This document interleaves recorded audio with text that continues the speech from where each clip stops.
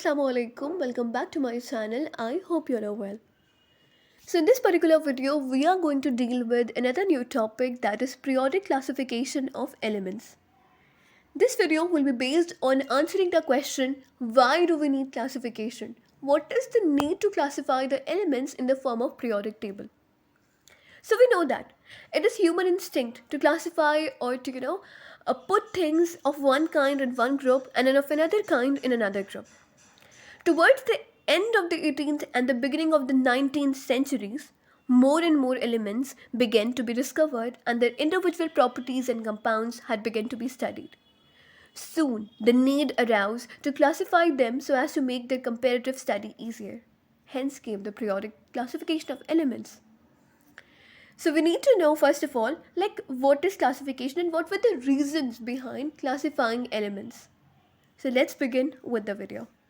So before we begin, the first and the foremost question which might have arisen in your mind is that what is the need of this classification? What is the need of this study? Why are we classifying the elements in the form of periodic table? So first of all, what do you understand by classification?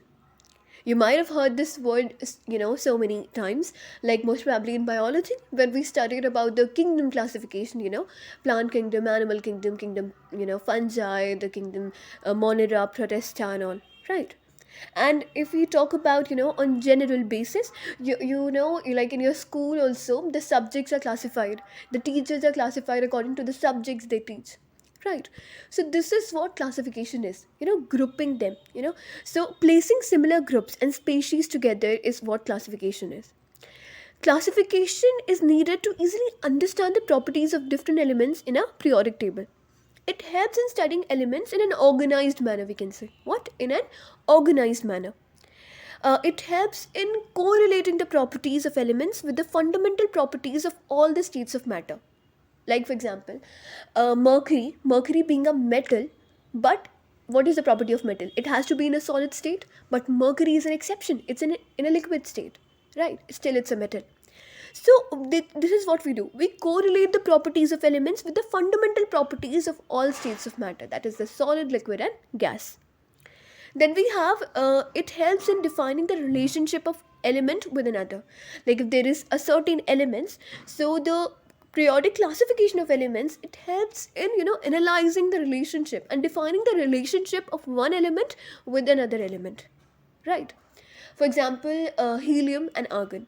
Helium and argon are the two elements present in the periodic table. I'm talking about helium and argon. They're the two elements present in the periodic table. So what is the similarity between them? The similarity between them is that they both are noble gases. The outermost shell is complete. They have an octet state in the outermost shell.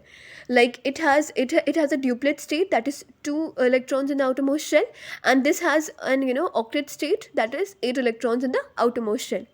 Right, that means they are stable. They're having a stable electronic configuration. Hence, they do not react. They have the valency 0. You got to know so many properties, isn't it? So this is what we do by the periodic classification. That is correlating the properties of one element with the properties of another similar element. Right? So this is what classification is.